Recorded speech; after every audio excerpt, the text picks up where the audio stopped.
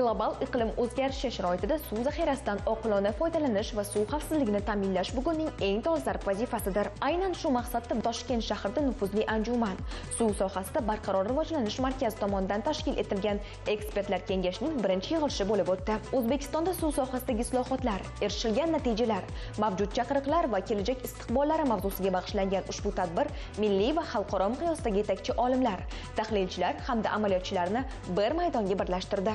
So'nggi yillarda mamlakatimiz suv xo'jaligi tizimida amalga oshirilgan tub islohotlar tahlil qilindi. Bu borada suv sohasida barqaror rivojlanish markazi bosh mutaxassisi Iskandar O'roqboyev sohada erishilgan muhim natijalar, yangilangan infratuzilma tizimlari va amalga oshirilayotgan o'zgarishlarning amaliy ahamiyati haqida batafsil ma'lumot berdi. Aytishimiz mumkinki, mintaqada suv diplomatiyasi bo'yicha ham ishlar amalga oshirilmoqda. Buni 2017-yilda prezidentimiz tomonidan tashabbus bildirilgan Markaziy Osiyo davlatlari maslahat uchrashuvlarida ko'rishimiz mumkin. Ekologiya, mintaqadagi savdo-sotiq masalalari bilan birgalikda suv sohasidagi hamkorliklarni amalga oshirish ham jadallashtirildi. Har yilgi maslahat uchrashuvlarida vazirlar uchrashuvi yoki bo'lmasam suv sohasidagi mutaxassislar uchrashuvlari amalga oshirilmoqda.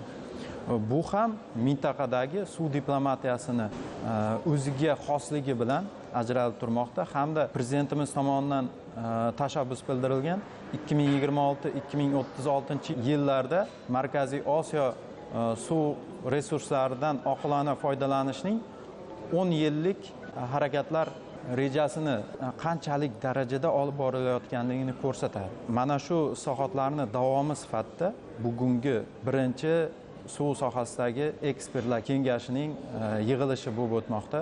Bu yig'ilishda ilmiy tadqiqotchilar, amaliyotchilarning uyg'unligini tashkil etish hamda ulardan mamlakatdagi suv sohasidagi dolzarb masalalarga yechimlar ishlab chiqish ko'zda tutilmoqda.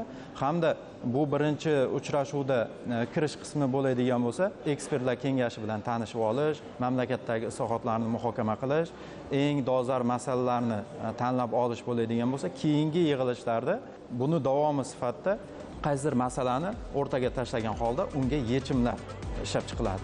Mazkur tadbir nafaqat mahalliy xodimlar, balki xalqaro hamjamiyat vakillarini ham qizg'in muhokamaga chorladi. Xalqaro suv resurslari instituti yetakchi mutaxassisi Iskandar Abdullayev bugungi kunda O'zbekistonda suv sohasini modernizatsiya qilish bo'yicha olib borilayotgan xalqaro hamkorlik loyihalariga alohida to'xtalib o'tdi.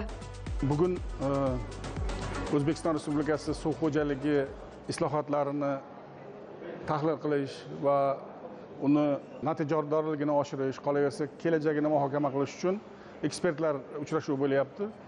Bu uchrashuvda xalqaro ekspertlar, xalqaro tashkilotning vakillari va qolaversa mahalliy ekspertlarimiz qatnashmoqda. Bilamizki, O'zbekiston Respublikasida suv xo'jaligi sohasini isloh qilish, uni unumdorligini oshirish bo'yicha juda ko'p ishlar olib borilyapti. Jumladan suv tejovchi texnologiyalarni keng joylashtirish, suv xo'jaligida xususiy sheriklikni rivojlantirish va qolaversa suv xo'jaligida zarur bo'ladigan mutaxassislarni tayyorlash bo'yicha fikr almashilyapti. Bilamizki, O'zbekistondagi bo'layotgan suv xo'jaligidagi islohotlar bu butun hududga, Markaziy Osiyo mintaqasiga ham ta'sir qiladi, juda muhim.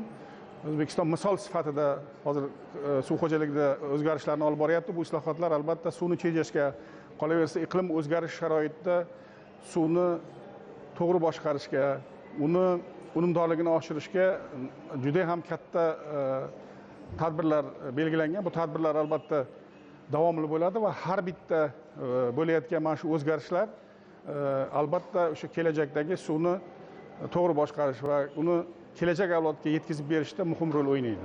Suv resurslari biz yaxshi bilamiz, bizni mintaqamizda Markaziy Osiyoda, O'zbekistonda juda ham cheklangan.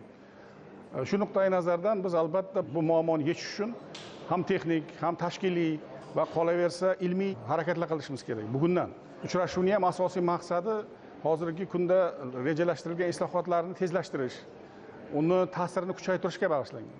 Bilamiz, dunyoda texnologiya ko'p. Bizning mamlakatimiz juda ko'p mamlakatlar bilan birgalikda ishlayapti. O'shalarning yordami bilan qolaversa o'zimizdagi mahalliy ekspertlarning bilim darajasi, ilm darajasi ham juda yuqori, suv xo'jaligi ishlaydigan mutaxassislarimiz juda kuchli. Ularning takliflarini ham eshitish va shularni islohotlarga hamkor qilish va islohotlarda ular ishtirokini ta'minlash uchun o'tkazilayotgan uchrashuv deb o'ylayman. Bu mana shu bizni kelajakda suvga bog'liq bo'lgan ko'p muammolarimizga yechishga yordam beradi.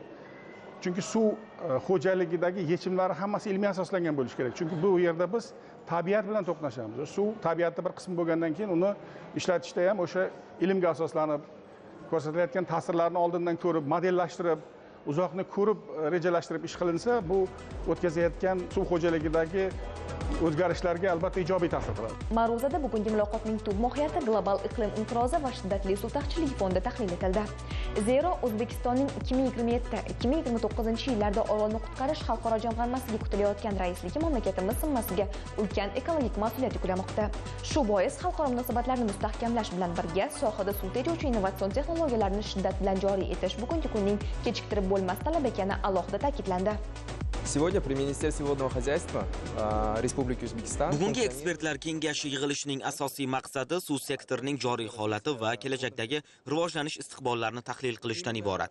Mazkur tadbirning dolzarbligi bir qator strategik omillar bilan belgilanadi. Birinchidan global iqlim o'zgarishi, ikkinchidan suv resurslari taqchilligining tobora ortib borishi, uchinchidan O'zbekistonning 2027-2029 yillar davomida Orolni qutqarish xalqaro jamg'armasiga kutilayotgan raisligidir. Ushbu muhim siyosiy va ekologik missiya mamlakatimiz zimmasiga nafaqat yuksak mas'uliyat yuklaydi, balki mintaqada barqaror rivojlanishni ta'minlash borasida yangi tashabbuslarni ilgari surish uchun keng imkoniyatlar yaratadi. Shu munosabat bilan yig'ilishda asosiy e'tibor xalqaro miqyosdagi majburiyatlarni bajarish, transchegaraviy suv resurslaridan unumli foydalanish va sohada mintaqaviy muloqotni kuchaytirish masalalariga qaratildi. Ekspertlar tomonidan suv tejovchi va raqamli texnologiyalarni keng joriy etish, shuningdek, iqlim xatarlariga qarshi birgalikda kurashish bo'yicha strategik tavsiyalar ishlab chiqildi. Yakunda bildirilgan takliflar kelgusi davrda mo'ljallangan milliy dasturlar hamda xalqaro platformalarda O'zbekistonning pozitsiyasini mustahkamlashda muhim poydevor bo'lib xizmat qiladi. Birlashgan Millatlar Tashkilotining suv resurslari bo'yicha tuzilmasi O'zbekistonning suv tanqisligi xavfini kamaytirish borasida global miqyosdagi eng ilg'or va yetakchi davlatlardan biri sifatida e'tirof etdi. Bunda O'zbekiston suv stressi darajasini sezilarli kamaytirishga erishganiga alohida urg'u berildi. Xalqaro hamjamiyatning ushbu yuqori bahosi va Birlashgan Millatlar Tashkilotining rasmiy taklifiga asosan O'zbekiston delegatsiyasi barqaror rivojlanish maqsadlariga bag'ishlangan yuqori darajadagi siyosiy forumda ishtirok etadi. Mazkur nufuzli anjumanda mamlakatimizning suv xavfsizligini ta'minlash hamda tizimli islohotlarni amalga oshirish borasidagi ilg'or tajribasi va erishgan muvaffaqiyatli natijalari keng jamoatchilikka taqdim etiladi. Bugun qabul qilingan ilmiy asoslangan qarorlar ertangi kunning suv xavfsizligi kafolatidir.